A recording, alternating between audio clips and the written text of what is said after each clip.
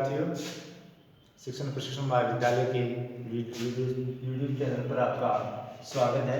आज हम RT 2009 के पार्ट 2 के बारे में पढ़ेंगे। इसके पहले हमने इसकी सामान्य जानकारी प्राप्त कर ली थी, कब बना, कैसे बना, कब लागू हुआ। आज हम इसके कुछ और फैक्ट की बात करते हैं। वो कौन कौन से फैक्ट हैं? जैसे हम बात करें कि इस अधिनियम में अध्याय कितने हैं, धाराएं कितनी हैं और अनुसूची कितनी है। ये हमें फैक्ट याद रखने होंगे कि अगर हम अध्यायों की बात करें तो अध्यायों की संख्या है 7। धाराओं की बात करें तो कुल धाराएं हैं 38 और अनुसूची की बात करें तो एक अनुसूची है। तो हमें याद ये रखना है कि RT 2009 में अध्यायों की संख्या 9, धाराएं 38, अनुसूची 1। अब हम बात करते हैं आगे कि वह अध्याय कौन कौन से हैं। अध्याय 1,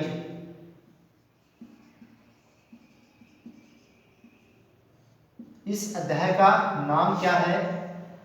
इसका नाम है प्रारंभिक। क्या नाम है? प्रारंभिक। नंबर 2, दूसरे अध्याय की बात करें, उस अध्याय का नाम है बालक का शिक्षा का अधिकार। अब बात करें हम तीसरे अध्याय की कि तीसरे अध्याय का क्या नाम है। तीसरे अध्याय का नाम है समुचित सरकार। समुचित सरकार व स्थानीय प्राधिकारियों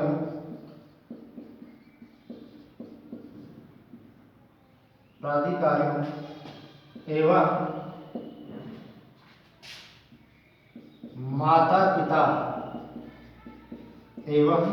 माता पिता के कर्तव्य। ये बात हुई तीसरे अध्याय की। नंबर 4 अध्याय की बात करें तो नंबर 4 के अध्याय में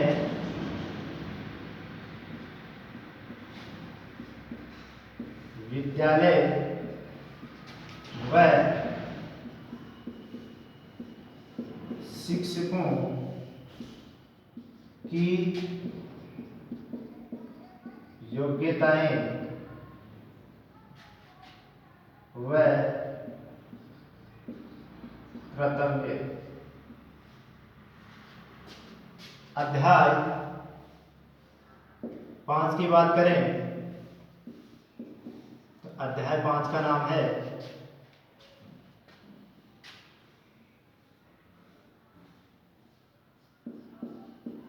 पाठ्यक्रम व मूल्यांकन। तो पाठ्यक्रम और मूल्यांकन किसका? प्रारंभिक शिक्षा का। प्रारंभिक शिक्षा।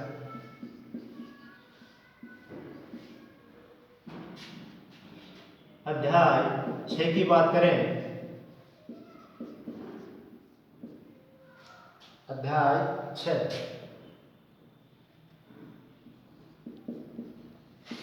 बालक के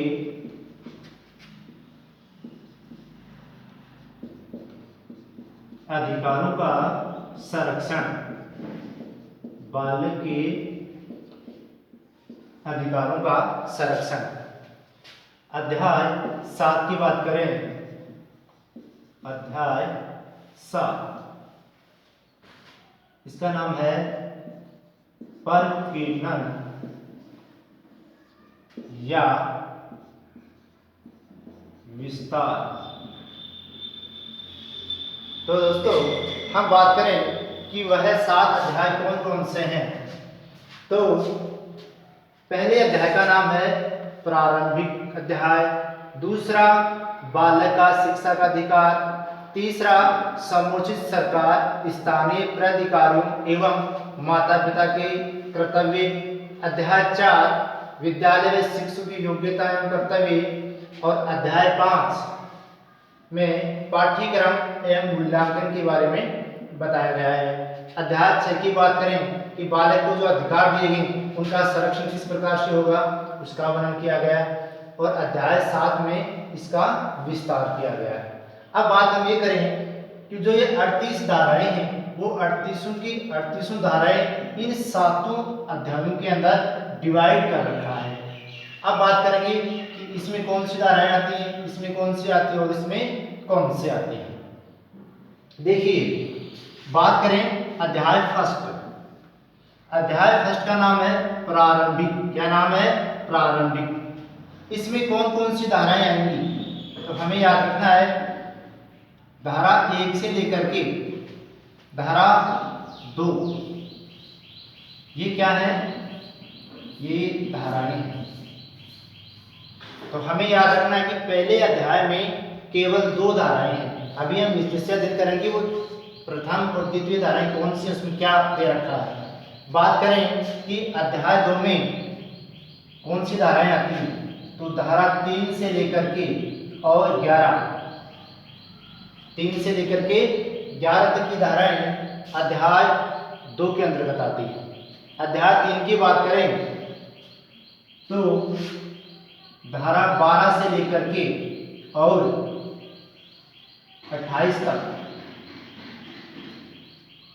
धारा 12 से लेकर के और 28 तक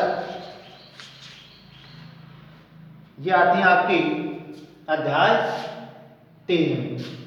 अब बात करें अध्याय 4 की तो अध्याय 4 के अंतर्गत धाराएं आती हैं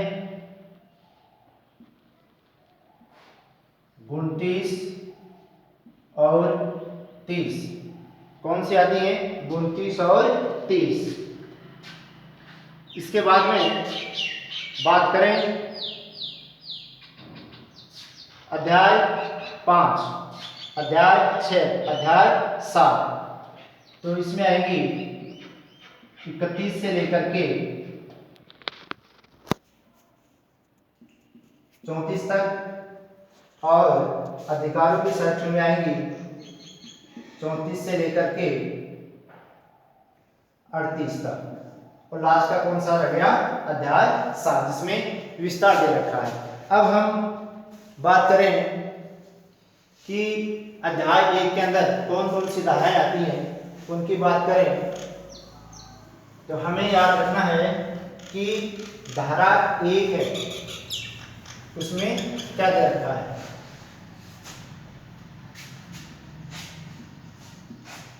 अध्याय 1 धारा पहली और दूसरी 2 धाराएं दे रखी हैं।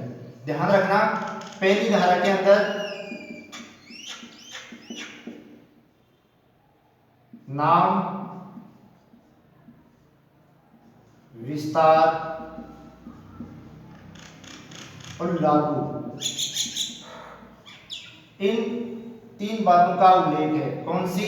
आरटी एक्ट 2009 के अंतर्गत धारा 1 की बात हो रही। नाम क्या? यही नाम निःशुल्क एवं अनिवार्य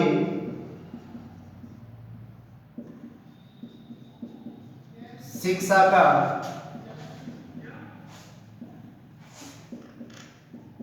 अधिकार। विस्तार तो संपूर्ण भारत में अब जब ये बना और लागू हुआ उस समय जम्मू कश्मीर में लागू नहीं था, लेकिन वर्तमान में भी ये लागू जम्मू कश्मीर में भी हो गया, क्योंकि 31 अक्टूबर 2019 को जम्मू कश्मीर 2 यूनियन टेरिटरी में परिवर्तित हो गया, लद्दाख और जम्मू कश्मीर। लागू कब हुआ? हम सभी को जानकारी है कि ये स्वर्णिम दिन है 1 अप्रैल 2010। इस प्रकार से आपकी धारा 1 कंप्लीट होती है। क्या दे रखा है? नाम, विस्तार और लागू। अब प्रश्न ऐसे आ सकता है कि 1 अप्रैल 2010 को RT एक्ट 2009 लागू हुआ, ये उल्लेख कौन सी धारा में? तो धारा 1 में। ये हमें याद रखना है। अब बात करें धारा 2। धारा 2 में क्या है? उपधाराओं का उल्लेख है। कौन सी धाराओं का? उपधाराओं का उल्लेख। अब ये जो कैसे लेकर के ये तक है, ये उपधाराएं क्यों बनाई गई है? जिस शब्द की व्याख्या करनी हो, जिस शब्द का विस्तार से अर्थ बताना हो, वह सारी की सारी उपधाराओं के अंतर्गत आते हैं। जैसे समझो, आप ये कहेंगे कि हम एक शब्द पढ़ते हैं, क्या? बालक। क्या पढ़ते हैं? बालक। कौन है बालक? किसे कहेंगे बालक? ये समस्या आ गई। तो इसमें उल्लेख किया गया है कि जिस बालक की 6 से लेकर के 14 वर्ष तक की आयु है, कि जो बालक 6 से लेकर के अगर 14 वर्ष का है तो क्या कहलाएगा? बालक कहलाएगा। अगर यह बालक क्या हो जाए? दिव्यांग है। क्या है? दिव्यांग है। तो इस बालक की उम्र कहलाएगी कि 6 से लेकर के 18 वर्ष। अगर बालक विकलांग है तो 6 वर्ष से लेकर के 18 वर्ष का बालक कहलाएगा कौन सा? दिव्यांग बालक। और 6 से 14 वर्ष की उम्र का बालक है, वह भी बालक कहलाएगा। अब इसके अलावा और भी शब्द है, जैसे बात करें विद्यालय। अब विद्यालयों की इसमें प्रकार बताए गए हैं कि विद्यालय कितने प्रकार के होते हैं। तो हम सामान्य जानते हैं, एक तो आता है सरकारी विद्यालय, दूसरा आता है गैर सरकारी, जिसे हम प्राइवेट स्कूल कहते हैं, तीसरा आता है अनुदानित, जिसे हम ट्रस्ट के नाम से जानते हैं, और नंबर 4 होता है खास या विशेष विद्यालय। खास या विशेष विद्यालय। तो विद्यार्थियों देखो, खास और विशेष विद्यालय कौन से आते हैं? जैसे नवोदय विद्यालय, आपका नवोदय आ गया। इसके अलावा जो सैनिक स्कूल है, सैनिक स्कूल, इसके अलावा मिलिट्री स्कूल, ये सब के सब खास विद्यालय या विशेष विद्यालय के अंतर्गत आती है। अनुदानित जो ट्रस्ट के द्वारा चलती हैं, गैर सरकारी जिसे हम निजी विद्यालय भी कहते हैं, और सरकारी जो गवर्नमेंट के द्वारा चलाई जाती है। इसके अलावा एक शब्द जो आपको बहुत ही जरूरी है उसको समझना, वह शब्द आता है आपका अनुवीक्षण। अनुवीक्षण देखो बहुत जरूरी, इसको समझना कैसे कि जब हम किसी विद्यालय में अपने बच्चों का एडमिशन करवाते हैं तो जो निजी विद्यालय है वह क्या करते हैं कि बच्चों का टेस्ट लेते हैं, कोई परीक्षा लेते हैं। हो सकता है परीक्षा लिखित हो, मौखिक हो, या उसका मूल्यांकन करते हैं कि विगत कक्षाओं में उसने कितने प्रतिशत नंबर प्राप्त किए।